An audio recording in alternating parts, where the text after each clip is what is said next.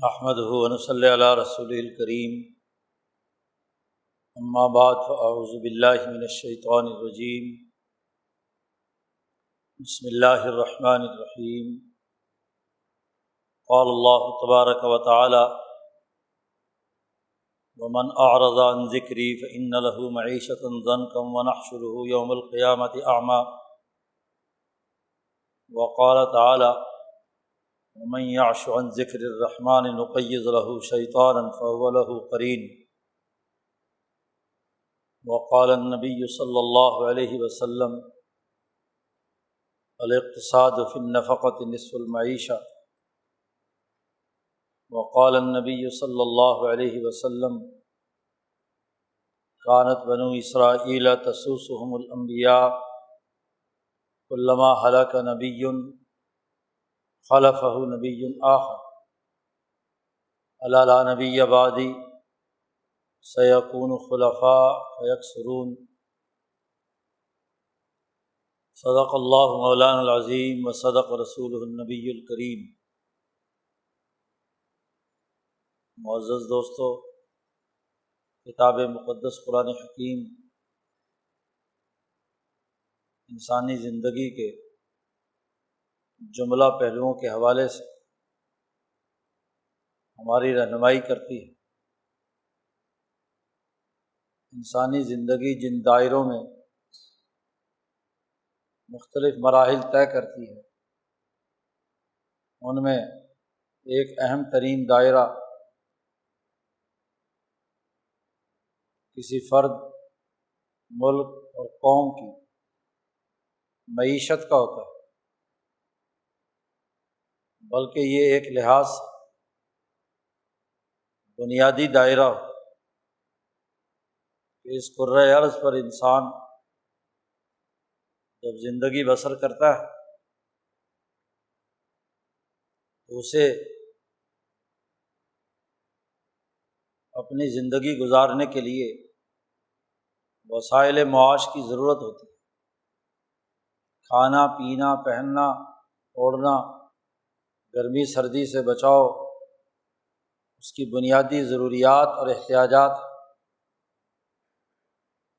اس کے بغیر اس کی زندگی اس کرۂ ارض پر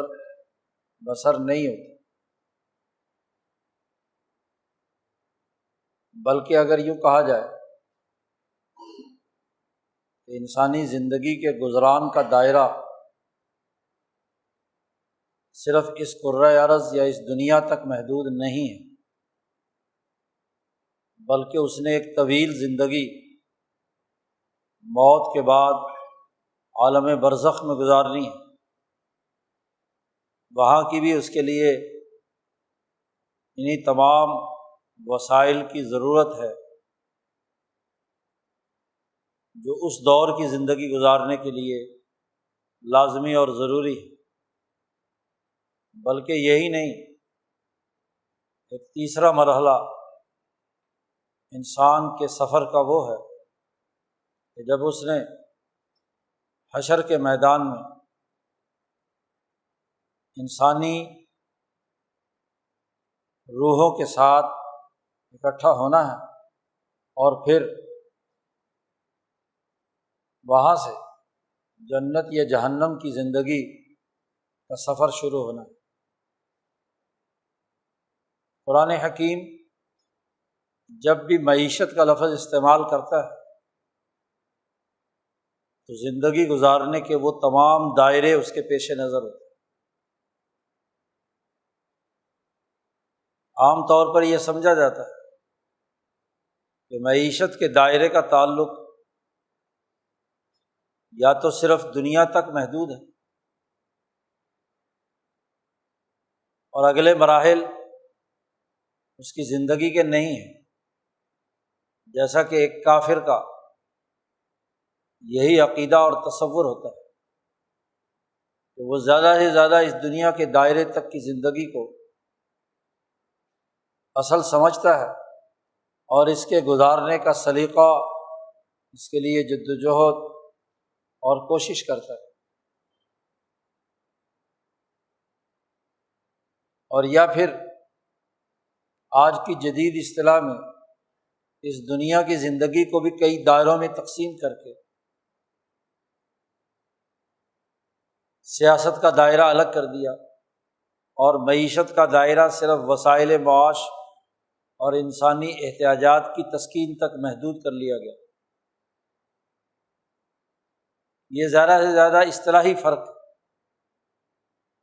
بات کو سمجھنے کے تناظر میں علم معیشت کی تقسیم، ورنہ حقیقت میں تو انسان کی پوری زندگی جو اس نے اس دنیا میں گزارنی ہے، موت کے بعد کے مراحل میں گزارنی ہے، جس کو اللہ تعالیٰ نے عیشت الراضیہ کہا ہے، پسندیدہ زندگی موت کے بعد، اور اس کے بعد جنت یا دوزخ کی زندگی۔ انسان ایک ایسی متنوع اور پیچیدہ مخلوق، اتنی گتھی ہوئی اور جامع مخلوق،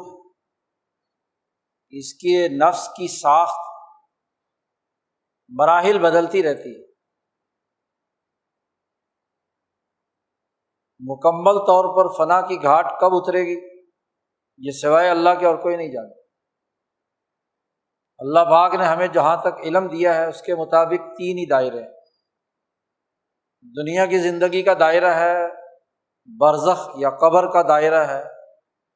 یا حشر اور اس کے بعد جنت اور دوزخ کا دائرہ۔ ان تمام میں انسان کی زندگی گزرنی ہے۔ اس کا مطلب یہ ہے کہ انسان کو وہ اعمال، وہ نظام حیات، وہ فکر و عمل، وہ سیاست و معیشت اختیار کرنی ہے جو اس زندگی کے تمام مراحل میں اس کی ترقی کا باعث بنے، اس کے لیے خوشی اور مسرت کا باعث بنے۔ اس کی مثال ایسے ہی ہے کہ ایک آدمی کی آج ہے، کل ہے، پرسوں ہے،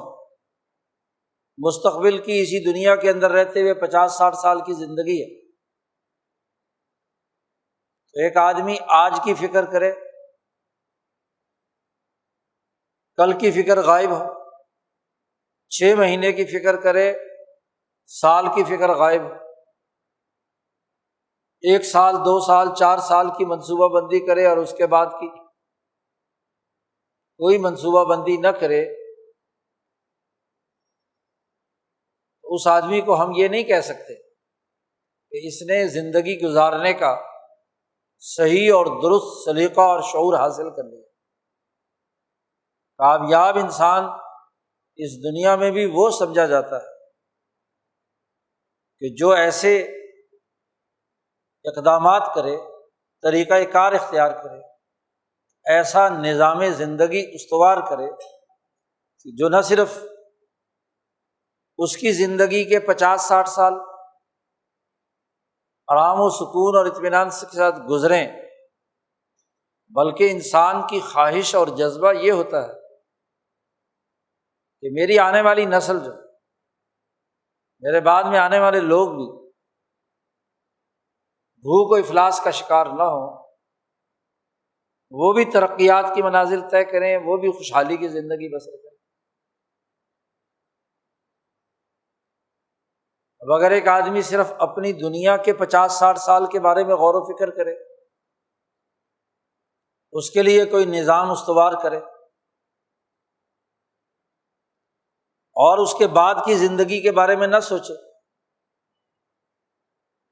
اس کی کامیابی کے لیے کوئی منصوبہ بندی نہ کرے، تو وہ اسی طرح بے وقوف اور احمق ہے جس نے 1-2 دن کی منصوبہ بندی کی اور اس کے بعد کوئی پرواہ نہیں۔ عقل مند اور باشعور انسان وہ ہے جو اپنی زندگی کے تمام مراحل، تمام دائروں میں ایسی منصوبہ بندی کرے، ایسا نظام قائم کرے کہ جو تمام مراحل میں اس کے لیے فائدہ مند، اس کی خوشی اور مسرت کا سبب بنے۔ وہ خوشحالی کی زندگی بسر کرے۔ مومن مسلمان ایسے ہی فرد کو کہا جاتا ہے کہ جو اپنی اولاد بلکہ نسل انسانیت جس دائرے تک کی اس کی استعداد ہوتی ہے اس استعداد کے مطابق وہ یہ منصوبہ بندی کرتا ہے کہ سب سے پہلے تو وہ خود اپنی زندگی کے ان تمام مراحل میں کامیاب و کامران ہو، دنیا میں بھی اس کی عیشہ راضیہ ہو، پسندیدہ ہو، قبر میں بھی اچھی ہو، اور حشر کے فیصلے کے نتیجے میں اس کے لیے خوشی کا مقام جنت عطا ہو۔ تو مسلمان وہ ہے جو ایک طویل مدت کی منصوبہ بندی پر یقین رکھتا ہے، مومن ایمان سے، اذعان اور یقین سے ہے۔ اس کے سامنے انبیاء علیہم السلام کی تعلیمات اور کتاب مقدس قرآن حکیم کے اصول اور ضابطوں کی روشنی میں ایسا مکمل نظام آ جاتا ہے، ایسی نصیحت اس کے سامنے آتی ہے، ایسی یادداشت بحال ہوتی ہے،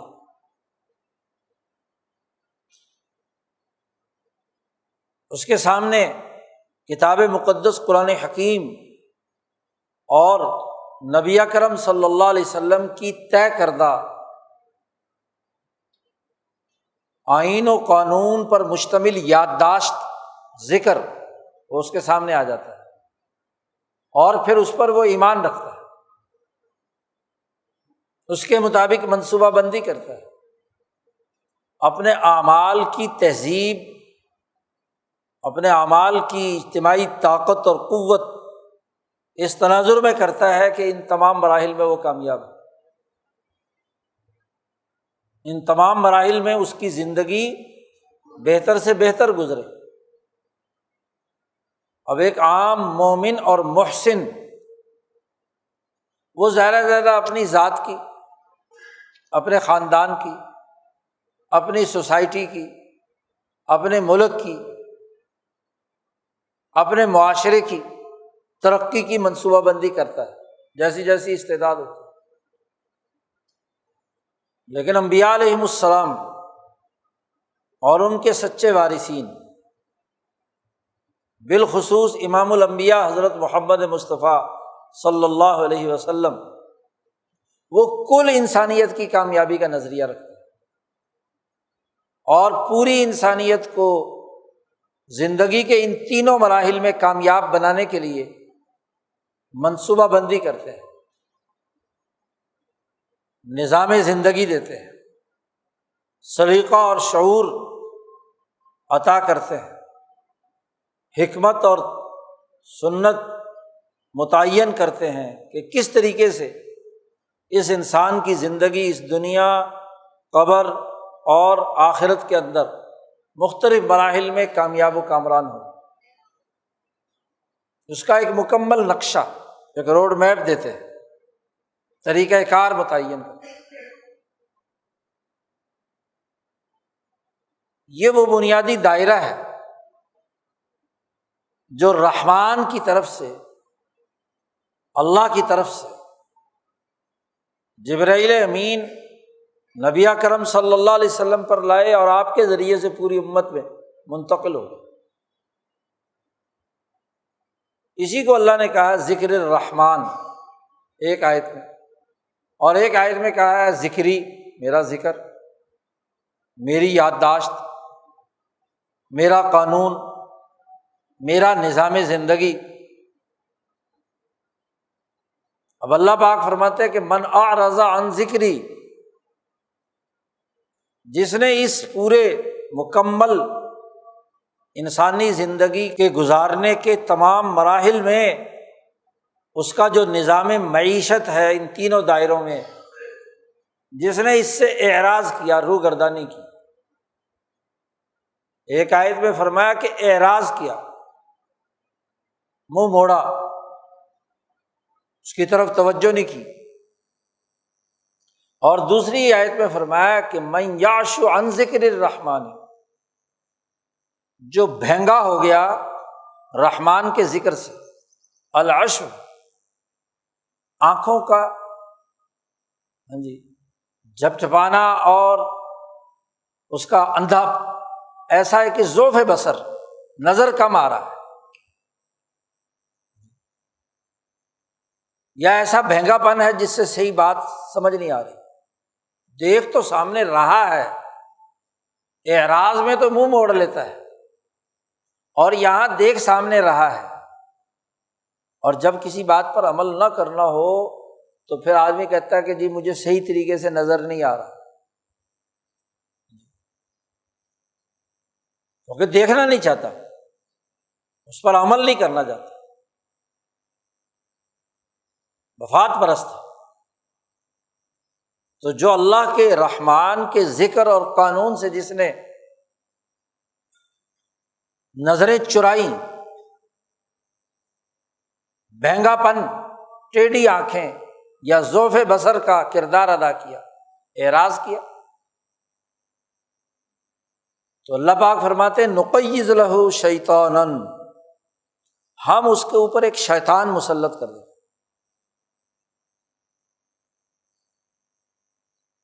اور وہ اس کا ساتھی اور قرین بن جاتا ہے، ہر وقت اس کے اوپر مسلط رہتا ہے،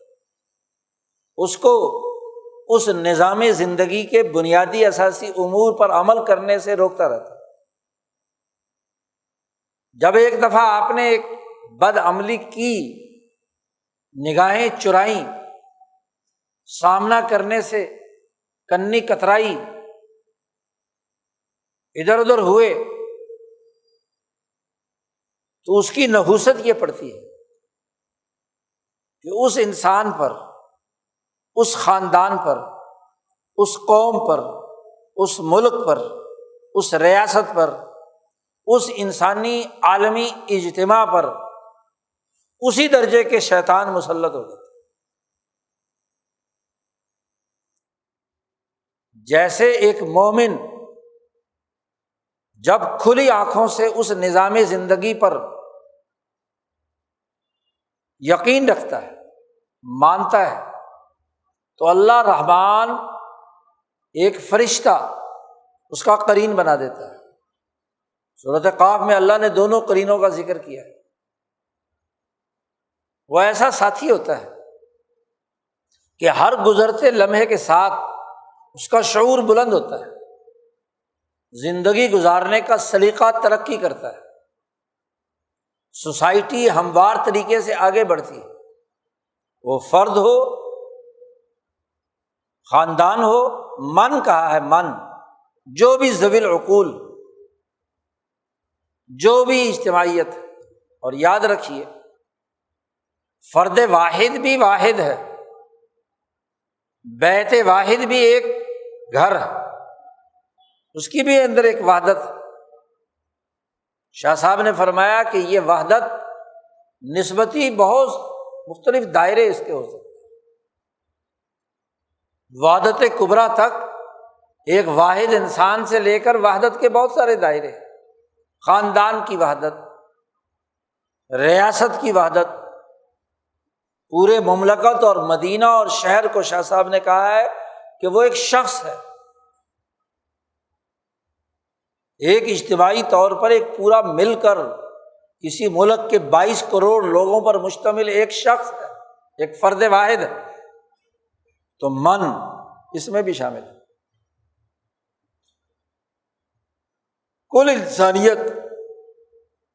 وہ بھی اس من میں شامل ہے۔ تو من اعرض عن ذکری ومن یعش عن ذکر الرحمن، کہ جو فرد، قوم، ملک، ریاست، بین الاقوامی اجتماع جب بھی وہ اعراض کرتا ہے ذکری، میرے ذکر سے، میرے قانون سے، میرے ضابطے سے، میرے نظام زندگی سے، وہ جو اللہ پاک نے محمد مصطفیٰ صلی اللہ علیہ وسلم کے قلب اطہر پر نازل کیا ہے ذکر، انا نحن نزلنا الذکر وانا لہ لحافظون، ہم نے یہ ذکر نازل کیا ہے قرآن، ہمارا یہ پیغام ہے۔ تو جس نے بھی اعراض کیا اور جس نے بھی اس کو دیکھنے سے آنکھیں چرائیں تو اللہ پاک فرماتے ہیں کہ ہم اس کے اوپر ایک شیطان مسلط کر دیتے ہیں اور وہ اس کا قرین ہوتا ہے، اس کا ساتھی بنتا ہے۔ کیونکہ جب ایک دفعہ جرم سرزد ہوا، دوسری دفعہ، تیسری دفعہ ہوتے ہوتے اب جب وہ ناقابل اصلاح ہو جاتا ہے اور وہ شیطان اکساتا رہتا ہے کہ کھلی آنکھوں سے چیزوں کو نہیں دیکھنا، بہنگی آنکھوں سے دیکھنا، کھلی آنکھوں سے اس پر ایمان نہیں لانا، بلکہ نیمے دروں نیمے بروں مفاد بھی اٹھانا ہے۔ اب یہاں وہ ہے جو منافق ہے پکا، بظاہر اسلام کا لبادہ بھی اوڑھتا ہے، انسانیت کی ہمدردی کی بات بھی کرتا ہے، جمہوریت اور معاشی ترقی اور خوشحالی کی بات بھی کرتا ہے، لیکن آنکھیں چراتا ہے۔ زبان سے تو کہے گا کہ بڑا خوشحالی کا معاشی نظام ہونا چاہیے، بڑا جمہوری سسٹم ہونا چاہیے، لیکن عمل کے وقت آنکھیں جھپکاتا ہے، عمل کے وقت اسے موت آتی ہے، خوف زدہ ہوتا ہے، نگاہیں چار نہیں کرتا۔ ایک تو ہے اعرض عن ذکری، سرے سے ہی منہ موڑ کے دوسری طرف چلا گیا، اور ایک وہ ہے کہ سامنے دیکھ بھی رہا ہے، بظاہر ماننے کا دعوے دار بھی ہے، لیکن عمل نہیں کرنا چاہتا۔ خوبصورت قانون بھی بنا رکھا ہے، خوبصورت آئین بھی ہے، انسانیت کی فلاح و بہبود کے لیے بڑا اچھا اور عمدہ بجٹ بھی بناتا ہے، اعداد و شمار بڑے خوبصورت ہوتے ہیں، اس میں بڑی لفاظی جھاڑی جاتی ہے، لیکن آنکھیں چراتا ہے، اس پر عمل نہیں ہے، کیونکہ حقائق اس کا ساتھ نہیں دے رہے، حقائق کے خلاف ہے۔ تو ایک جگہ پر اللہ نے کہا کہ ہم اس کے اوپر شیطان مسلط کر دیں، کوئی نہ کوئی سامراجی شیطان، کوئی نہ کوئی طاقتور ملک، کوئی نہ کوئی طاقتور بدماش جو اس کو لوٹنا چاہتا ہے وہ اس کے اوپر مسلط کرتا ہے، اس کو غلط مشورے دیتا ہے۔ قرین کا کام کیا ہوتا ہے؟ ساتھی کا کام کیا ہوتا ہے؟ کہ ساتھ رہ کر کانوں میں خفیہ طور پر مشورے دینا، بظاہر وہ ساتھ ہوتا ہے لیکن اسی ہمسائیگی، اسی قرب میں اس کی تباہی اور بربادی کے لیے اسے، شیطان کا کام یہی ہے نا، دھوکہ دینا، فراڈ کرنا، جھوٹے وعدے کرنا۔ ایسا قرین ہے کہ آخرت میں جا کر اعلان کر دے گا کہ لما قضی الامر، جب معاملہ پورا ہو جائے کہے گا میرا تمہارے ساتھ کیا تعلق جی، میں کون تم کون، میں تو اللہ سے بڑا ڈرنے والا ہوں۔ ان اللہ وعدکم وعد الحق، اللہ نے تم سے بڑا سچا وعدہ کیا تھا اور میں نے بھی ایک وعدہ کیا تھا جی، فاخلفتکم، میں اپنے وعدے کی خلاف ورزی کرتا ہوں۔ تو شیطان، ابلیس یا اس شیطان کے جتنے بھی شتونگڑے انسانی شکل میں ہیں، اس شیطان کے اعلی کار ملک ہیں، اعلی کار قومیں ہیں، نسلیں ہیں، اجتماع ہیں، وہ وعدے بڑے کریں گے لیکن خلاف ورزی کریں، وعدہ توڑ دیں۔ تو پھنسانے کا کام کرتا ہے وہ، کامیاب کرنے کا کام ہے۔ اور جو قرین فرشتے کی صورت میں ہوتا ہے، انسان نے جب عزم اور ارادہ کر لیا کہ اس نے زندگی کے تمام دائروں میں اپنی معاشی حالت کو درست کرنا ہے، اپنی معیشت کو درست کرنا ہے، اپنی گزر بسر کو جن جن مراحلوں میں بھی میرا وجود جائے، میرا نفس جائے، تو وہاں خوشحالی کی زندگی گزارنی ہے، تو وہ جو قرین ہوتا ہے نا، وہ بہت اچھے مشورے دیتا ہے، شعور پیدا کرتا ہے، ہر اہم مسئلے پر مسئلے کا حل نکالنے کا سلیقہ بتاتا ہے، کامیاب ہونے کا طریقہ بتلاتا ہے۔ اور یاد رکھیے، یہ دونوں قرین بیک وقت، شیطان والا قرین اور رحمان والا قرین، بیک وقت مسلط نہیں ہو سکتے۔ پکے کافر پر کفر کی وجہ سے شیطانی قرین اس پر ہو، اور پکے مومن اور محسن پر جو رحمانی قرین ہے، فرشتہ ہے، وہ اس کو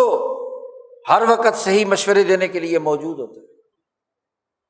جب ایک ہے تو دوسرا دور بھاگتا ہے۔ شیطان ہوگا تو رحمان کا قرین چھوڑ دیتا ہے کہ بھائی جب تم نے اسے یار بنا لیا تو پھر میں تمہارا قرین کیسے بنوں۔ درمیان میں ایسے انسان ہوتے ہیں مذبذبین بین ذالک، منافقین، اور یہ نفاق کا عمل بھی وہ شیطانی نظام بتلاتا ہے کہ ظاہر یہ کرو اور عمل یہ کرو، منافقت۔ جب دونوں ایک دوسرے کی ضد ہیں، جیسے دن اور رات، دن ہو تو رات نہیں، رات ہو تو دن نہیں، ایسے ہی ایک کا اگر قرین ایک ہے تو پھر وہی ہوگا، اور اگر دوسرا قرین وسوسے ڈالے بھی تو اس کا توڑ وہ قرین مشورے بتاتا ہے۔ دشمن تو ہے نا جی۔ اسی طرح اگر کوئی شیطانی قرین مسلط ہے اور کوئی رحمانی قریب اچھا خیال ڈالنے کی کوشش بھی کرے اس کی روح ملکی کے ذریعے سے، تو وہ شیطانی قرین اس کو اس کے قریب نہیں پھٹکنے گا۔ تو من اعرض عن ذکری، جو آدمی میرے ذکر، میرے قانون، میری دستاویز، میرے نظام زندگی سے، میری اس ہدایات سے، اس مکمل نظام سے اعراض کرتا ہے، فإن لہ معیشۃ ضنکا، اس کی جو معیشت ہے وہ تنگ کر دی جاتی ہے، تنگی کی حالت میں۔ اب یہاں مفسرین نے تمام جتنی روایات مختلف تابعین اور علماء ربانیین کی جمع کی ہیں۔ کسی نے کہا کہ اس معیشتاً ضنکاً سے مراد صرف دنیا ہے، کہ دنیا کی معیشت تنگ ہوگی۔ بہت سے صحابہ اور تابعین سے جو مروی ہے وہ عذاب قبر کا تذکرہ ہے، برزخ میں سب کچھ۔ یہاں دنیا میں جتنا مرضی اس کے پاس مال ہو، دولت ہو، بڑی ترقیات بظاہر اس نے حاصل کی ہوئی ہوں، دیکھنے میں معیشت تنگ نہ ہو، لیکن اگلا مرحلہ جو ہے عذاب قبر کا، حرام کا مال کمایا ہے، انسان دشمنی کے ساتھ کمایا ہے، انسانوں پر ظلم کر کے کمایا ہے، تو بظاہر بڑی ٹھاٹ پاٹ ہے۔ تو قبر، اور کچھ بزرگوں نے کہا کہ اس سے مراد جہنم ہے، آگ ہے جی۔ تو تینوں ٹھیک ہے۔ یہی وہ بات ہے جسے حجت الاسلام مولانا محمد قاسم نانوتوی رحمۃ اللہ علیہ نے واضح کیا۔ آیات قرآنیہ مفاہیم کلیہ رکھتی ہیں، اور ایک مفہوم کلی کے بہت سارے افراد ہو سکتے ہیں۔ اگر کچھ صحابہ نے صرف دنیا کا ذکر کیا، کچھ نے کیا ہے قبر کا ذکر کیا، اور کچھ نے جہنم کا ذکر کیا ہے معیشت ضنکا میں، تو تینوں ٹھیک ہے، کیونکہ انسانی زندگی کے یہ تینوں مرحلے ہیں۔ کیا وہ آدمی، وہ قوم جو دنیا بھر کے انسانوں کا استحصال کر کے بظاہر بڑی دولت جمع کر لیتی ہے، تو کیا اس کی معیشت بڑی خوشحالی کی ہوتی ہے؟ بخیل آدمی کے بارے میں کہا، سرمایہ پرست آدمی کے بارے میں کہا کہ ایسے ہی ہے کہ جیسے اس نے لوہے کا ایک ایسا جبہ پہن رکھا ہے کہ جس کی کڑیاں جو ہیں اس کی اتنی تنگ ہو گئی کہ اس کا سینہ گھٹتا ہے، دولت نکلتی نا اس کے ہاتھ سے تو جان نکلتی۔ تو معیشتاً زنکن ہے یا معیشت کے اندر وسعت ہے؟ تو تینوں دائرے درست ہیں، ان تینوں دائروں میں معیشتاً زنکن۔ اب آپ دیکھیے، جب ہم معیشت کا لفظ بولتے ہیں تو اس دنیا میں معیشت کے بنیادی مراحل 4 ہیں۔ معیشت کی تنگی ان چاروں دائروں میں ہوگی، معیشت کی خوشحالی انہی چاروں دائروں میں۔ آپ اندازہ لگائیے کہ دولت، وسائل جو انسانی ضروریات پورا کرنے کا عمل ہے، اس میں انسان محنت و مشقت کرتا ہے، اس محنت و مشقت سے چیزوں میں افادیت پیدا کرتا ہے جسے پیدائش دولت کہا جاتا ہے۔ تو جب قرین خراب ہو، دوست جو ہے وہ شیطانی ہو، اور دین کے اس جامع نظام جو پیدائش دولت کے بارے میں رحمان نے بیان کیا ہے، جو رحمت اور شفقت پر مبنی ہے، وہ نہ ہو، تو اس سے پیدائش دولت کا عمل متاثر ہوتا ہے، فرد کا ہو،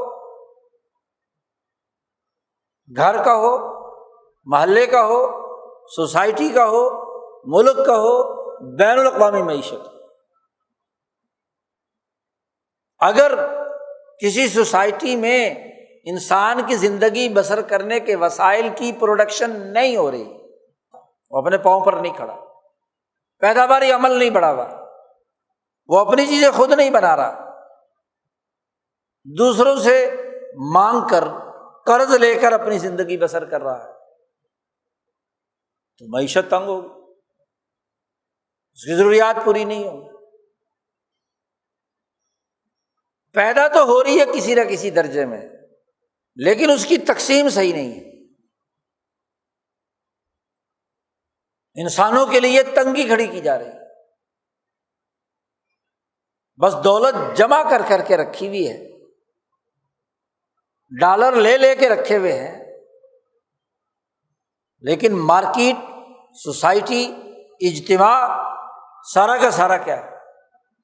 ایک مصیبت کے سائیکل میں داخل ہے۔ تقسیم دولت،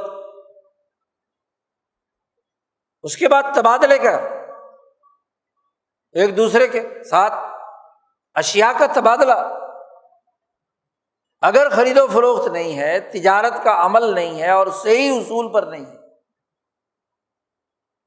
ہر انسان کی جائز محنت کا تحفظ نہیں ہے، سیکورٹی نہیں ہے، نام بے ہے، نام خرید و فروخت ہے، لیکن دھوکے بازی، فراڈ، دوسرے کی چیز پر قبضہ کرنا مقصود ہے، تو تبادلہ دولت کا عمل ہے، تب بھی معیشت تنگ۔ جہاں تجارت صحیح اصولوں پر نہ ہو تو پھر کیا ہے؟ تنگی ہے نا۔ اسی طریقے سے اس کا استعمال، صرف دولت جسے کہتے ہیں، وہ صحیح نہیں ہے، اسراف و تبذیر ہے یا بخل و تقتیر ہے، ادھر کا انتہا یا ادھر کا انتہا۔ پیسے موجود ہیں، وسائل موجود ہیں، لیکن بخل اور سرمایہ پرستی کے سبب سے اسے خرچ نہیں کیا جا رہا، روپے پیسے کی محبت دل کے اندر جمع ہوئی ہے، وسائل ہی نہیں ہے جی، یا ہیں تو فضول خرچی، بغیر ضرورت کے خرچ کرنا۔ تو جب تک اعتدال و توازن کے ساتھ رفاہیت متوسطہ جیسے کہا جاتا ہے اس کے مطابق زندگی بسر نہیں کرتا تو معیشت تنگ ہے۔ تو معیشت کے تنگ ہونے کے 4 دائرے اس دنیا کے اندر ہوتے ہیں۔ اب جس فرد، جس قوم اور ملک نے دین اسلام کے رحمت اور شفقت پر مبنی نظام معیشت کو پیش نظر نہیں رکھا، جامع نظام اور پروگرام کو قبول نہیں کیا، فَإِنَّ لَهُ مَعِيشَةً ضَنْكًا، اس کی معیشت تنگ ہو دنیا میں بھی۔ اور دنیا کے ہی وہ اعمال ہیں جو مرنے کے بعد کے تمام مراحل میں وہاں کی نعمتوں کو پیدا کرنے کا سبب ہوں۔ یعنی انسان اس دنیا میں جو محنت کرتا ہے، جو کام کرتا ہے، جو امور سر انجام دیتا ہے، اس کام کا نتیجہ نہ صرف اس دنیا میں پیداوار کی صورت میں بلکہ قبر اور جنت یا جہنم کے دائرے میں بھی یہ عمل الدنیا مزرعۃ الآخرہ، اس کا یہ عمل وہاں کی چیزوں کی پروڈکشن، جیسی نماز پڑھی ہوگی ویسا ہی قبر میں انعام ملے گا، ویسے ہی جنت میں ملے گا۔ جی حضور صلی اللہ علیہ وسلم نے فرمایا کہ ہر مومن کو جنت کا ایک ٹکڑا الاٹ کر دیا جاتا ہے۔ اب جب وہ یہاں اعمال کرتا ہے، مثلاً اس نے تیسرا کلمہ پڑھا تو اس کلمہ پڑھنے کے نتیجے میں اسے وہاں جنت کے اندر ایک درخت لگ گیا، تو جتنے اعمال وہ یہاں کرتا رہتا ہے، سچ بولا، عدل کیا، انصاف کیا، محنت اور مشقت کی زندگی بسر کی، لوگوں کے مالوں پر نظر نہیں رکھی، بخل نہیں کیا، کسی پر ظلم اور زیادتی نہیں کی، تو جیسے یہ ایک پیداواری عمل اس دنیا کے اندر امن و سکون پیدا کرنے اور خوشحالی کا سبب بنتا ہے، ایسے ہی یہ اس جنت کے اندر بھی اس کی چیزیں بنا رہا ہے۔ اس کا محل بھی ویسے ہی بنے گا، اس کا مکان بھی ویسے ہی بنے گا، اس کے درخت بھی اسی طرح کے ہوں گے، اس کا جتنا بھی جنت کے انعامات اللہ پاک نے ذکر کیے ہیں وہ بھی اسی کے مطابق ہوں گے، جیسا عمل ویسا نتیجہ۔ تو یہ اس کا پیداواری عمل محدود نہیں ہے صرف اسی دنیا تک کہ اس نے پروڈکشن آف ویلتھ جو ہے وہ صرف اس دنیا تک کے لیے کی ہے، اس نے تو پروڈکشن آف ویلتھ جو ہے قبر اور حشر کی بھی قیادت کر لی۔ اور پھر جیسی پروڈکشن یہاں دنیا میں ہوتی ہے، معاشیات کا اصول ہے، جو فیکٹر آف پروڈکشن ہے اسی کے مطابق تقسیم دولت ہو۔ جس نے جو کچھ پیدا کیا ہے اس کو اس کا پورا پورا حق ملے گا۔ اللہ نے کہا کہ تم نے جتنی محنت کی ہے، وَوَفِّيَتْ كُلُّ نَفْسٍ مَا كَسَبَتْ، جس نے جس درجے کا پیشہ کیا ہے، جس درجے کی کمائی کی ہے، اس کا پورا پورا بدلہ دیا جائے گا۔ دنیا میں ممکن ہے کہ کسی عمل کا بدلے دینے میں کوئی کمی زیادتی ہو گئی ہو، لیکن جنت میں اور قبر میں تو ان تمام اعمال کی جو تقسیم ہے، اعمال کے اعتبار سے، اس کی پیداواری قیمت کے اعتبار سے اسے کیا ہے، پوری پوری ملے گی، اس میں کوئی کوتاہی نہیں۔ رسول اللہ صلی اللہ علیہ وسلم نے فرمایا کہ میں قیامت کے دن 3 آدمیوں کے حوالے سے جو مقدمہ ان کا عدالت میں آئے گا، اللہ کی عدالت میں، تو میں ان کا وکیل بنوں گا۔ ایک آدمی جس نے مزدوری کی اور اس مزدور نے پورا پورا کام کیا، محنت کی، اور جو مزدوری پر رکھنے والا تھا اس نے اس کی مزدوری نہیں دی یا تھوڑی دی، تو اس کا مقدمہ میں لڑوں گا اللہ کے سامنے۔ اس کا مقدمہ اللہ کے سامنے میں لڑوں گا ثلاثۃ انا خصمہم یوم القیامہ، 3 آدمیوں میں میں ان کی طرف سے فریق بن کر اللہ کے سامنے مقدمہ لڑوں گا۔ اس مزدور کا، جس مزدور نے پوری دیانتداری سے کام کیا جو اپنے ذمے لیا تھا، لیکن اگر اس کام کرانے والے نے اسے پورا معاوضہ نہیں دیا تو قیامت کے دن اگر اس مزدور کے وکیل رسول اللہ صلی اللہ علیہ وسلم ہوں گے اور اس کی سفارش آپ صلی اللہ علیہ وسلم کریں گے تو پھر مخالف فریق کا کیا حال ہوگا؟ دنیا میں تمہیں کوئی بڑا وکیل مل جائے تو تم کہتے ہو بس مقدمہ جیت لیا۔ اللہ کی عدالت میں رسول اللہ صلی اللہ علیہ وسلم سے بڑھ کر اور کون وکیل؟ امام الانبیاء، امام انسانیت۔ اس لیے تنبیہ کی کہ دیکھو ایک مزدور مزدوری کر رہا ہو تو اس کی مزدوری تم نے لوٹنی نہیں ہے، اس کی محنت کا استحصال نہیں کرنا، اس کو تباہ و برباد نہیں کرنا۔ دوسرا آدمی وہ کہ من باع حرا، ایک آدمی آزاد تھا، ایک قوم آزاد تھی، ایک ملک آزاد تھا، ایک نسل آزاد تھی، جس نے اسے غلام بنا لیا اور غلام بنا کر مارکیٹ میں بیچ دیا۔ جس نے ایک غلام کو بیچا، قوموں کو غلام بنانا، فرد کو غلام بنانا،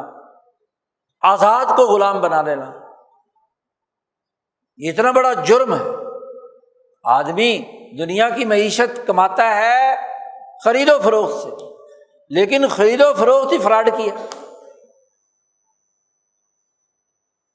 انسانوں کی خرید و فروخت شروع کر رہا ہے،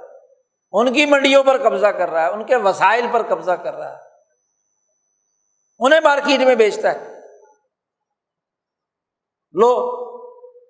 یہ ملک سارا کا سارا بیچا جاتا۔ آج دنیا کا شیطان کہتا ہے کہ بین الاقوامی چودھری میں ہوں، مجھے ملکوں اور قوموں کی سرحدیں بنانے اور ملکوں اور قوموں کی قسمت کا فیصلہ کرنے کا میرے پاس اختیار ہے، کیونکہ اس کے اوپر جو شیطان مسلط ہے، اس نے انسانوں کو غلام بنانے کا طریقہ اسے بتلایا ہے، اور پچھلے 300 سال سے آزاد انسانیت غلام بنا کر بیچی جا رہی ہے۔ ہندوستان غلام ہوا، غلام کیا۔ برطانیہ کی ایسٹ انڈیا کمپنی نے آزاد قوم کو غلام بنایا اور پھر برٹش شہنشاہیت کو بیچ دیا۔ کمپنی نے پیسے لیے تھے، 1857 میں جب اس سے اقتدار چھینا تو کمپنی کو پیسے دے کر سارے ہندوستانی برطانوی شہنشاہیت نے خرید لی، اور جب عالمی نظام کا تسلط امریکہ کے پاس چلا گیا تو اسی برطانیہ نے اپنا قرضہ اتارنے کے لیے، اپنے پیسے جنگ کے اخراجات پورے کرنے کے لیے ہندوستان کو بیچ دیا، یہاں کی اس دور کی کروڑوں کی آبادی کا سودا کر لیا۔ اور آج بھی قومیں بکتی چلی جا رہی ہیں۔ یہ جو چھوٹے چھوٹے ملک، ان کی بندر بانٹ کر کے کہ یہ ٹکڑا غلام ہے، اس کی یہ نسل غلام ہے، یہ کام کرے گی۔ لو، یہ برطانیہ کی مقبوضات تھی تو برطانیہ نے بیچا۔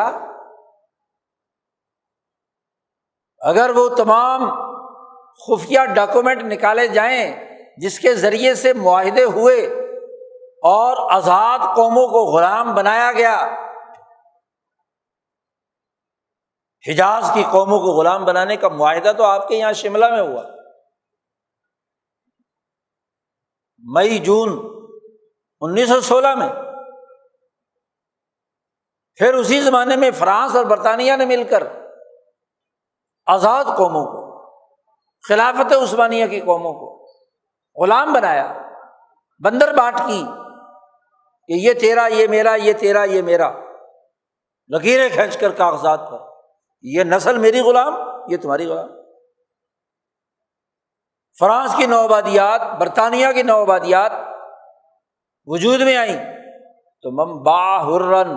جس نے ایک آزاد قوم، آزاد فرد، آزاد نسل کو بیچا اور اس کے پیسے کھائے، تو رسول اللہ صلی اللہ علیہ وسلم چونکہ انسانیت کے نگران ہیں، شہداء علی الناس،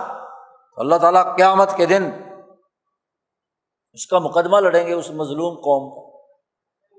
اس غلام قوم کا، یہ قوم بیچی گئی تھی، اتنے پیسے میں بیچی گئی تھی۔ اب کہتے ہیں جی یہ سیکرٹ بات ہے، یہ کسی کو بتانی نہیں ہے کہ کس معاہدے کے تحت یہ ملک بنایا گیا، سوڈان کے ٹکڑے کیے گئے، انڈیا کے ٹکڑے کیے گئے، جزیرۃ العرب کے ٹکڑے کیے گئے، اور وہاں جن جن غلاموں کو غلام بنا کر بیچا گیا، جن جن کے ہاتھ، انہوں نے پابندی لگائی، خبردار غلام حکمران، غلام ہمارے نمائندے، یہ سیکرٹ راز تم نے آگے نہیں بیان کرنا۔ اب ذرا حدیث سنیے، آپ صلی اللہ علیہ وسلم فرماتے جس نے آزاد قوم کو بیچ دیا تو میں قیامت کے دن اس کا مقدمہ لڑوں گا، اس مظلوم قوم، ان کو غلام بنا کر اس نے پیسے کھا لیے۔ تو دیکھیے بڑی بنیادی سی بات یہ ہے کہ خرید و فروخت، تبادلہ دولت کا جو عمل ہے وہ شفافیت پر مبنی ہونا ضروری ہے۔ انسانوں کا سودا نہیں کیا جا سکتا،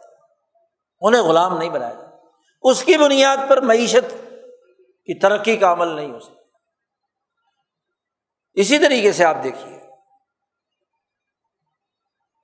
کہ استعمالات، کنزمپشن آف ویلتھ، اس میں اگر اسراف و تبذیر ہے، اس میں کنجوسی اور بخل ہے اور فضول خرچی ہے، تو تب بھی معیشت تنگ ہو۔ وسائل ہیں اور ایک عیاش طبقہ اسے اپنے مفادات کے لیے بے دریغ استعمال کرتا ہے، بلا ضرورت استعمال کرتا ہے، اسراف، فضول خرچی۔ آپ دیکھ لیجئے کہ جتنے ملک غلام بنا کر عالمی سامراج نے بیچے تھے، ان کے جتنے حکمران طبقات ہیں، خاص طور پر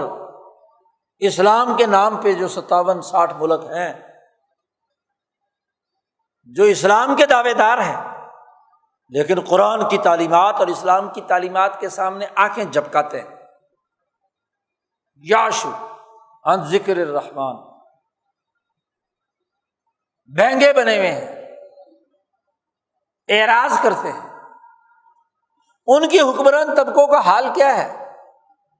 ان کی عیاشیاں دیکھو، فضول خرچیاں دیکھو، حتیٰ کہ وہ کافر جو ایمان نہیں رکھتا، ان کی حکمران طبقوں کی جو معاشی زندگی ہے اسے دیکھ لو، تو ایک مخصوص جن کو ممالک بیچے گئے ہیں، ایک مخصوص ایلیٹ کو، کسی پارٹی کے ہو، بحث یہاں نہیں ہے، بادشاہت ہو، جمہوریت ہو، مارشاء اللہ ہو، یا کوئی اور سلطنت ہو، کوئی بھی نظام آپ دیکھ لیں، اس کی حالت کیا ہے کہ اس کی وہ ایلیٹ کلاس یورپ کے شہزادوں اور حکمرانوں سے زیادہ عیاش، اسراف، اور ان کے عوام جو غلام ہیں جنہیں وہ کیڑے مکوڑے سمجھتے ہیں، وہ بھوک و افلاس کی تصویر ہے، غربت کی حالت میں، ان کو کوئی پوچھنے والا نہیں، لوٹ مار ہے، محنت وہ کریں اور لوٹ مار وہ کریں۔ تو یہ ذکر رحمان سے اعراض نہیں، تو معیشت کے یہ 4 دائرے تنگ ہوتے ہیں، اور یاد رکھیے ان 4 دائروں میں انسان کا کیا ہوا عمل دنیا میں بھی پیدائش، تقسیم، تبادلے اور صرف کے امور طے کرتا ہے، اور قبر میں بھی، اور حشر کے بعد جنت اور دوزخ کے حوالے سے جیسے اعمال ہوں گے ویسے ہی کیا ہے نتائج ہوں۔ تو معیشتاً ضنکاً، اور یہی نہیں، اللہ نے کہا وَنَحْشُرُهُ يَوْمَ الْقِيَامَةِ أَعْمَى، قیامت کے دن جہاں فیصلہ ہونا ہے اگلے مرحلے کا، اور جہاں اس دنیا اور برزخ کے بقایا جات زیر بحث آنے ہیں۔ شاہ صاحب کہتے ہیں حشر کا میدان جو ہے، وقائع حشریہ جو ہے، من بقایا حاضل عالم، اس عالم کے بقایا جات میں سے ہے۔ وہاں اس قیامت کے دن نحشرہ یوم القیامت اعمیٰ، اندھا ہوگا، اندھا ہوگا، کچھ نظر نہیں آئے گا۔ یہاں تو آنکھیں جھپکا رہا تھا، یہاں تو منہ موڑ رہا تھا، وہاں اندھا ہوگا، اور پھر کہے گا لما حشرتنی اعمیٰ، اے اللہ تو نے مجھے اندھا کیوں؟ میں تو دنیا میں بہت دیکھتا تھا، بڑی میری کھلی آنکھیں تھی، لوٹنے کے لیے، مفادات کے لیے، معیشت کو تنگ کرنے کے لیے، معیشت کو تباہ کرنے کے لیے دیکھتا تھا نا تو۔ اللہ پاک کیا کہتے ہیں؟ اور میں نے تمہیں قانون بتلایا تھا، آیات ہمارے پاس نازل کی تھیں، اور جب ہماری آیات تیرے پاس آئیں تو نے اسے بھلا دیا تھا۔ وَكَذَلِكَ الْيَوْمَ نُنسَىٰ، ہم بھی آج کے دن تمہیں بھلا دیں گے، کوئی تعلق نہیں تمہارا۔ تو اس آیت مبارکہ نے ایک واضح معیشت کے حوالے سے ایک واضح ضابطہ اور قانون بتلا دیا کہ جو بھی انسان دوستی کے بنیادی معاشی، سیاسی، سماجی اور خدا سے تعلق کے پورے ذکر کو، قانون کو، آئین کو، دستور کو جو اعراض کرے، جو بھینگا بنے، جو آنکھیں چرائے، فَإِنَّ لَهُ مَعِيشَةً ضَنْكًا، اس کے لیے معیشت تنگ کر دی۔ اب ذرا اس آیت کے تناظر میں اپنا جائزہ لیجیے آپ۔ ماشاءاللہ اس جون کا مہینہ آتا ہے تو پاکستانی خوف زدہ ہو جاتے ہیں کہ بجٹ کا بم ان کے سروں پر پھٹنے والا ہے۔ جی ابھی پچھلے ہفتے آپ کا بجٹ پیش ہوا، اور ایک ایسا بجٹ جس سے عالمی شیطان بھی خوش نہیں ہے۔ جی مفادات کا بجٹ، معاشی نظام میں بجٹنگ کی بڑی اہمیت ہے۔ جب تک انسانوں کے لیے کھانے پینے کے تمام نظام کی بجٹنگ نہ کی جائے، ان کا کوئی حساب کتاب نہ رکھا جائے، تو اس وقت تک دنیا کا کوئی نظام نہیں چل سکتا۔ اور تو اور آپ دیکھیے، ذات باری تعالیٰ نے جو لوح محفوظ کتاب بنائی ہے، تو اللہ نے ہر انسان کا بجٹ رکھا ہے نا۔ پیدا ہوتے ہی، بلکہ روح جسم کے اندر آتے ہی فرشتہ اللہ میاں سے پوچھتا ہے کہ اس کے بجٹ میں رزق کتنا ہے، پوچھتا ہے کہ نہیں؟ حضور صلی اللہ علیہ وسلم نے فرمایا کہ فرشتہ روح جسم میں ڈالتے وقت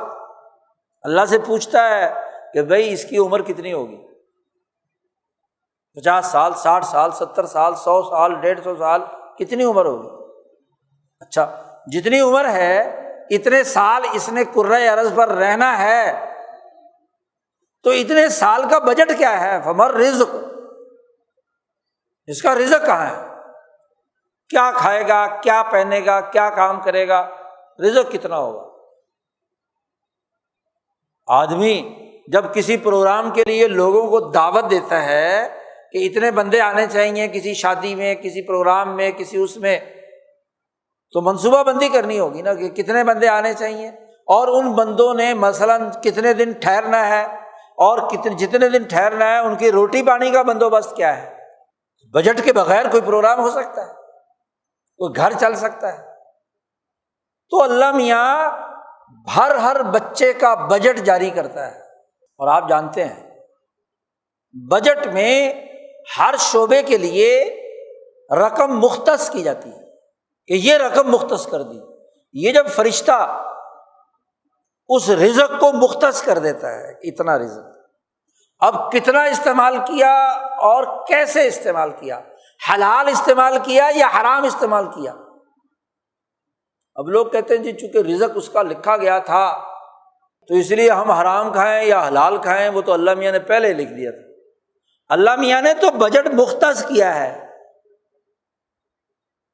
اور بجٹ کا اصول یہ ہے کہ اس کا استعمال کچھ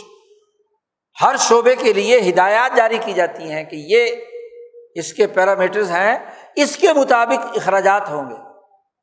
اگر وہ اس کے مطابق ہوں تو آپ بجٹ میں سے مختص رقم استعمال کر سکتے ہیں، اور اگر اس کے مطابق نہ ہو اور آپ نے اس کا لحاظ نہ رکھا ہو تو آڈٹ پیرا بنتا ہے۔ اور یا آپ ایسے نالائق ہیں کہ بجٹ میں رقم تو مختص ہے اس شعبے کے لیے لیکن پورے سال استعمال ہی نہیں ہوئی، جیسا کہ آج کل شور مچ رہا ہے کہ جی فلانے شعبے میں اسمبلی میں شور مچا، اراکین کہتے ہیں جی فلانے شعبے میں اتنی رقم مختص تھی تو وہ استعمال نہیں ہوئی تو اس کو مہربانی کریں، ہاں جی اس کو کیا ہے جاری کر، جعلی طور پر جاری، یا اس کو ایک اور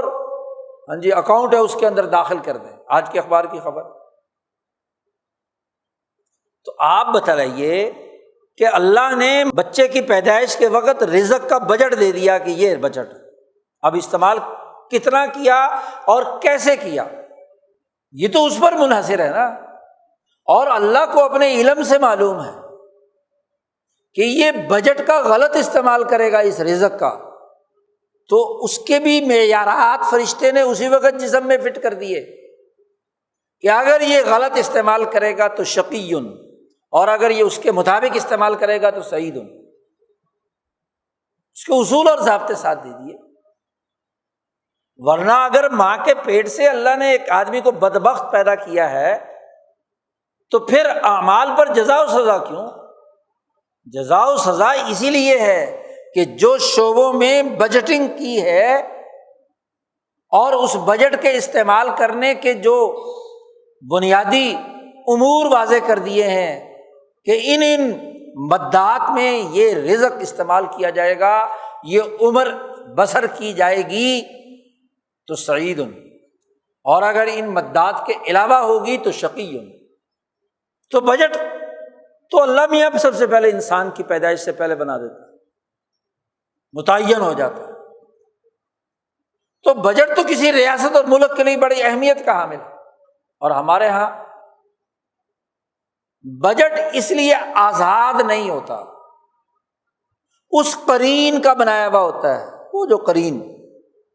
نقیض لہو شیطانا فہو لہو قرین، جس نے اس آزاد قوم اور نسل کو غلام بنا کر بیچا تھا، تو جو کسی کا غلام ہو اور جس کو بیچا ہو تو جس نے خریدا ہے پیسے دے کر وہ بنائے گا نا بجٹ۔ اس لیے وہ بجٹ بنا کر آپ کو دے دیتے کہ لو جی یہ بجٹ ہے، ہیلتھ میں آپ اتنا بجٹ مانگیں، تعلیم میں آپ اتنا بجٹ مانگیں، فلانے شعبے میں اتنا بجٹ مانگے، انتظامی اخراجات کے لیے اتنا بجٹ مانگے۔ تو جب غلام کو زبردستی بیچا گیا ہو اور اس کے اوپر کوئی طاقت قرین شیطان موجود ہو تو پھر بجٹ اس نے بنانا ہے نا، بجٹ تم نے تو نہیں بنانا۔ اگر وہ قرین فرشتہ صفت کوئی ہوتا، انبیاء کی تعلیمات پر عمل کیا جاتا، جو ٹائٹل آپ نے استعمال کیا تھا اسلامی جمہوریہ پاکستان کا، تو پھر وہ فرشتہ تمہارا قرین ہوتا، شعور دیتا، تمہارے اذعان و یقین کے ساتھ اپنے قومی وسائل کے اندر رہتے ہوئے۔ وہ قرین ہی تو ہے جس نے تمہیں اپنے بننے سے پہلے ہی غلام کی معیشت کا دار و مدار قرضوں کی معیشت پر رکھا۔ 46 میں آپ کا مجوزہ اسٹیٹ بینک نے قرضوں کی معیشت پر معاہدہ کیا یا نہیں کیا؟ ورلڈ بینک سے، IMF سے، گیٹ معاہدے میں آپ شریک ہوئے یا نہیں ہوئے؟ اس پورے شیطانی نظام میں جو امریکی سامراج نے بنایا تھا، تو بجٹ بھی وہی بنائے گا ورلڈ بینک، بجٹ بھی بنائے گا وہی قرین۔ اور پھر جب ایک آزاد کو غلام بنا کر بیچ دیا گیا تو اس کی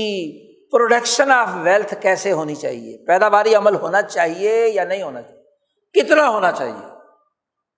سرخی پاؤڈر کی فیکٹریاں بنیں گی یا ٹیکنالوجی کے ذریعے سے پیدا شدہ اشیاء کی برآمدات کے ذریعے سے آپ کو اپنے پاؤں پر کھڑے ہونا۔ ماشاء اللہ جتنے بھی صنعتی علاقے ہیں ان کی تباہی اور بربادی ہے، ٹیکسٹائل انڈسٹری تباہ، شوگر انڈسٹری تباہ کر دی، لوٹ مار کرنے والے مخصوص لوگوں کے مفادات کے لیے، اور ماشاءاللہ چیچا وطنی میں سرخی پاؤڈر کی فیکٹری اربوں اور کروڑوں کما رہی ہے، گھروں میں بیٹھ سرخی پاؤڈر بن رہا ہے کیمیکل سے کہ جو رنگ گورا کرو، کھانے کو ملے نہ ملے رنگ گورے کرنے کی فیکٹری چل رہی ہے، عجیب تماشا ہے۔ تو وہی قرین آپ کو کہتا ہے کہ آپ کا جو پیداواری عمل ہے وہ کس قدر اور کتنا ہوگا، اس کا حجم کتنا ہے، اس سے زیادہ پیداواری عمل نہیں ہو سکتا، اور اس پیداواری عمل کی بنیاد پر آپ کی ایکسپورٹ وہ کتنی ہونی چاہیے اور امپورٹ کتنی ہونی چاہیے۔ تو اگر آپ کا ایکسپورٹ تباہ و برباد کر دیا جائے اور امپورٹ پر پابندی لگا دی جائے، مثلاً پچھلا سال ہو گیا پورا جی کہ جناب ڈالر نہیں ہے اس لیے باہر سے بھی چیز نہیں آ سکتی، ملک میں بھی نہیں بن سکتی، باہر سے بھی نہیں آ سکتی، تو بڑی بنیادی سی بات یہ ہے کہ دولت کی پیدائش کا کوئی بجٹ بنا جائے اور ملک کے اندر پیدائشی دولت کا عمل نہیں ہو، ایکسپورٹ نہیں ہو رہی، تخلیقی کام نہیں ہو رہا، تو وہ بجٹ کیا ہوگا، معیشتاً ضنکن کا شاہکار ہوگا۔ اور جب دولت پیدا نہیں ہو رہی تو خرچے تو ہیں نا، اب خرچے کہاں سے پورے ہوں گے؟ ماشاءاللہ 14.5 کھرب کا بجٹ پیش ہوا ہے، جس میں سے نصف کے قریب رقم قرضوں اور سود کی مد میں مختص کی گئی جی، باقی جو نصف ہے اسے پورا کرنے کے لیے پیسے نہیں ہیں، صرف 1.5 کھرب آپ کے پاس ہے اور خرچے آپ نے 14.5 کھرب کے ہیں، تو وہ کہاں سے پورے ہوں گے؟ پیداواری عمل نہیں ہے تو پھر کون سا نسخہ کیمیا ہے؟ قرضہ پکڑو، باہر سے قرضے لو، یعنی جس نے تمہیں غلام بنا رکھا ہے وہی چاہتا ہے کہ ہمارے سے پیسے کرائے پر لو، کیونکہ دنیا میں عالمی سرمایہ داری نظام اس وقت ہچکولے کھا رہا ہے کہ ان کا سرمایہ کوئی کرائے پر لینے کے لیے تیار نہیں ہے۔ جیسے جیسے ممالک آزاد ہوتے جا رہے ہیں، معیشت ان کی بہتر ہوتی جا رہی ہے، تو کوئی ملک قرضہ لینے کے لیے تیار نہیں ہے۔ اب آپ کی گردن مروڑی کی ایکسپورٹ بند کرو، پیدائش دولت کا عمل بند کرو، اور ملک چلانے کے لیے قرضہ لو، اور قرضہ بھی ہماری شرائط پر لو۔ آج آپ کا وزیر خزانہ کہتا ہے، بڑی موٹی سرخی آپ کے اخبارات کی، کہ IMF یہ چاہتا ہے کہ ہمیں پہلے سری لنکا کے طور پر ڈیفالٹ کروائے، سری لنکا کو ڈیفالٹ کروائے، اور پھر ہماری شرائط کے مطابق قرضوں کا پھندا ہمارے گلے میں ڈالا جائے جی۔ اور تم ہو کہ اپنے خرچے پورا کرنے کے لیے عیاشیاں، لوٹ مار، اسراف و تبذیر۔ اچھا جی، IMF نے ایک معقول شرط دی کہ بھائی یہ جتنے لوگ بڑے بڑے ہیں ان کے اوپر ٹیکس لگاؤ، تو آج وزیر خزانہ صاحب اسمبلی میں کھڑے ہو کر کہہ رہے ہیں کہ ٹیکس چھوٹ کسے دینی ہے کسے نہیں دینی یہ ہم جانتے ہیں جی، اور یہ ہمارا ملک کا داخلی مسئلہ ہے۔ قرضے دوسروں کی بھیک سے مانگ کر خرچے پورے کرتے ہو، اور تم اپنے خود ان شہزادوں، لٹیروں، حکمرانوں اور یاش لوگوں کو ٹیکس میں چھوٹ دیتے ہو، کبھی غریب کو دیے؟ ان تمام ملک کو لوٹنے والی جو ایلیٹ ہے کسی بھی پارٹی کی ہے، ہر ایک پارٹی کے ملے جلے ہیں، ان کی فیکٹریوں، ان کے کارخانوں، ان کے قرضوں کو ٹیکس کی چھوٹ دے کر، عوام کا پیسہ انہیں دے کر اکڑ رہے ہو کہ جی یہ تو ہمارا فیصلہ ہے، جی شور مچاتے ہو کہ جی اسٹیٹ بینک کی جو ترامیم جدید ہوئی تھی وہ غلط ہوئی تھی، یہ بینک ہمارا ہے، یہ بینک ان کا تھوڑا ہی ہے کہ وہ ہمیں ڈکٹیٹ کرے۔ اور 75 سال ہو گئے تمہیں بھیک مانگتے ہوئے قرضوں کی معیشت پر۔ تمہارا پہلا بجٹ ہی فروری 1948 میں قرضوں کی بنیاد پر بنا تھا، خسارے کا بجٹ تھا، اور کسی سال میں بھی آپ کا بجٹ خسارے سے ہٹ کر نہیں تھا، بغیر قرضے کے نہیں تھا۔ تو مقروض اکڑے تو کس برتے پر، کیا صلاحیت ہے؟ قوم اپنے پیداواری عمل کو بہتر بنائے، ایکسپورٹ اچھی کرے، تخلیقی صلاحیت آگے بڑھے، اور ٹیلنٹڈ لوگوں کو اوپر لایا جائے، نہ کہ جاہل اور نالائق ہر شعبے پر مسلط کر دیے جائے۔ جتنا ذہین بچہ وہ اس پورے سال میں بھگا دیا، اتنا تو 75 سالوں میں نہیں گیا۔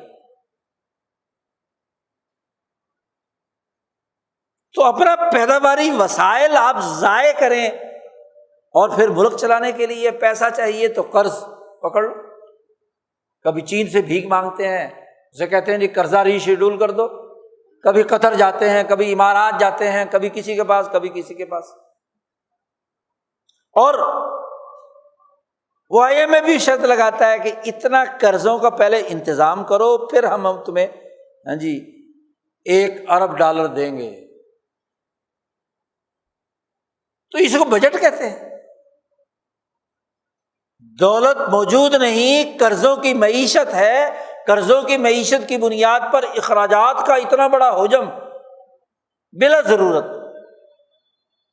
حکمرانوں کی تعیش پسندی وہ اعلیٰ درجے پر موجود، کوئی خرچہ کم نہیں کیا گیا، لوٹ مار کا سلسلہ۔ بھائی دنیا میں کوئی گھر، اس کے پاس جتنے وسائل ہوتے ہیں اس کے مطابق اپنا بجٹ بناتا ہے۔ وسائل ہے نہیں، ادھر سے پکڑ لو، ادھر سے پکڑ لو، ادھر سے پکڑ لو۔ عربی میں اس لیے اس کو قرض کہا گیا، کینچی جو کاٹ دیتی ہے۔ اور پھر قرض دین اسلام کی تعلیمات الذکر میں، جس سے تم نے اعراض کیا ہوا ہے، اس کے مطابق قرض تو عقد تبرع ہے، اس کا سود ادا کرنا، اس کے کرائے کے نام پر ادائیگی کرنا، یہ اس الذکر سے اعراض ہے۔ سود کا لفظ آ جائے تو یہاں کے حکمرانوں کی آنکھیں جھپکنے لگتی، بہنگے ہو جاتے ہیں، نظر نہیں آتا۔ اپنا مفاد ہو تو اسلام کے لیے اسلامی ٹچ ہر پارٹی دیتی ہے، اور اگر مفاد نہ ہو تو پھر اسلام پسے پشت، بلکہ الٹا اسے آنکھیں دکھاتے ہیں، مقابلہ کرتے ہیں، پستی کی طرف جاتے ہیں۔ تو بجٹ کسی آزاد قوم کا ہوتا ہے، غلام قوم کا کوئی بجٹ نہیں۔ غلام قوم تو غلامی کے لیے پیدا ہوتی ہے، اس کا بجٹ بھی غلام، اس کے وسائل بھی غلام، اس کے استعمالات بھی غلام۔ تو غلام بجٹ سے کوئی آزاد قوم کیسے بن سکتی ہے؟ آپ بتلائیے۔ قرضوں کی شراب پی کر کہو کہ یہ میں جو ہے بڑا رنگ لائے گی، کیسے لائے گی؟ جسے قرضوں کی لت پڑ گئی، اس کے نشے میں مبتلا ہے، تو وہ تو رہ نہیں سکتا اس کے بغیر۔ اور ہر آنے والی حکومت نے، وہ اسلام پسندوں کی ہو، عوام پسندوں کی ہو، انصاف پسندوں کی ہو، یا کسی اور پسند کی ہو، پسند ہی ہے نا صرف، جی ہر حکومت نے قرضے چڑھائے، جی تو قرضوں کا حجم ہر گزرتے دن کے ساتھ بڑھ رہا ہو، اس کا بجٹ کیا ہے؟ اور پیداواری عمل سب رک جائے۔ تو دین بنیادی بات کہتا ہے کہ جو اس ذکر سے، اس انسانی عقل و شعور پر مبنی دینی نظام سے اعراض کرتا ہے، آنکھیں چراتا ہے، ان کے لیے ہم معیشت تنگ کر دیتے ہیں، ان کا بجٹ بھی تنگ ہے۔ اب سب شور مچا رہے ہیں بھائی اتنا قرضے اور سود ادا کرنے کے بعد جو بچ گیا ہے اس سے تو ملک بھی نہیں چل سکتا، تو کہاں سے آئیں گے پیسے؟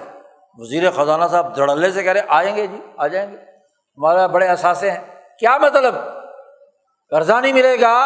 تو ملک کے وہ قیمتی اثاثے، زمینیں، ایئرپورٹ، ریلوے اور جناب موٹر ویز،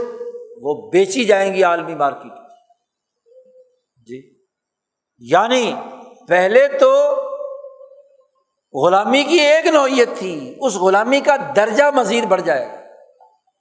جی، اس کے درجات بڑھانے مقصود ہیں۔ اثاثے بیچے اور بیچیں گے، جو خریدیں گے تو وہ تمہیں مفت میں تمہارے ساتھ معاملہ کریں گے، وہ تو اپنے مقاصد اور مفادات کے لیے کردار ادا کریں، اور خریدیں گے بھی بظاہر شکل و صورت سے مسلمان ہوں گے، پاکستانی ہوں گے، پارٹیوں کے لیڈر ہوں گے، وہ لٹیرے ہوں گے جنہوں نے اس ملک کے پیسے لوٹ کر خزانے بھر رکھے ہیں، پیسے آ جائیں گے تو معیشتاً ضنکاً، یہ وہ تنگ معیشت ہے، ظلم کی معیشت ہے، انسانیت دشمنی کی ہے،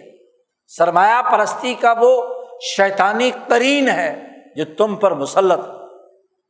مسلمان جماعت اپنے ایمان و یقین کے ذریعے سے اپنی دنیا کی معیشت کو درست، دنیا کا پیداواری عمل، دنیا میں تقسیم دولت کا عمل، دنیا میں تبادلہ دولت کا عمل، دنیا میں صرف دولت کا صحیح عمل اختیار کرتا ہے، اور اس کا فائدہ دنیا میں بھی اٹھاتا ہے، قبر میں بھی اٹھائے گا، جنت میں بھی اٹھائے گا۔ نبی اکرم صلی اللہ علیہ وسلم نے فرمایا کہ سچا تاجر، التاجر الصدوق الامین، دیانتدار، وہ جنت میں نبیوں اور صدیقین کے ساتھ اس کا حشر ہوگا۔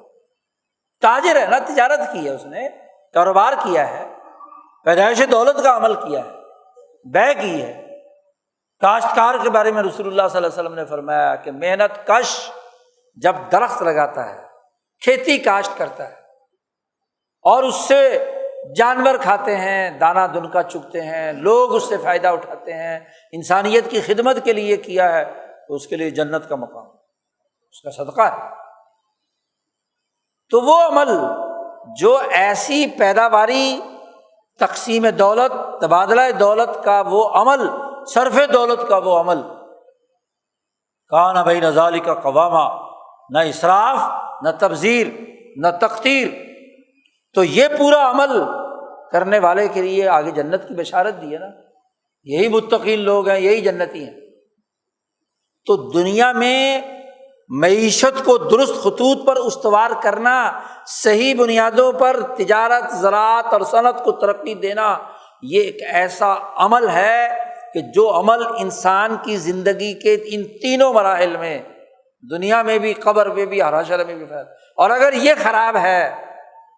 تو کسی ملک کی معیشت یہاں تنگ ہے، یہاں پیداواری عمل غلط ہے، یہاں تبادلہ دولت کا عمل غلط ہے، یہاں لین دین غلط ہے، تو نہ صرف اس دنیا کی تنگی ہے، یاد رکھو قبر کی بھی، جہنم کی بھی۔ اسی کے لیے کہا نا، معیشتاً ضنکاً کی تشریح میں مفسرین نے کہا جہنم ہے، عذاب قبر ہے، دنیا کا عذاب ہے۔